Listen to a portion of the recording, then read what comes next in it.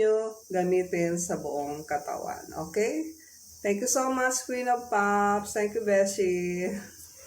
Hello, Lolo Bear. Hello, Annie O. Thank you so much. Thank you so much. Ayan. Okay?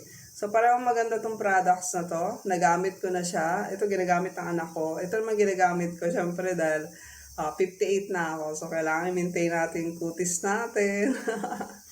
Na hindi masyadong nangungulubot. Okay? Ayan. Tapos ito nga pala. Ito siguro lang, nakikita nyo naman to palagi. Ito talaga, maganda rin itong vitamin C toner na to. Hindi siya mahapdi sa mukha. Nakakalinis siya ng ating mga dumi-dumi dyan sa mukha. Nakaka-lighten siya ng mga dark spot. Nakaka-dry siya ng pimples. Moisturizing din siya at nourishing. Pwede sa babae, pwede sa lalaki. So, try nyo to. Ang ganda nito.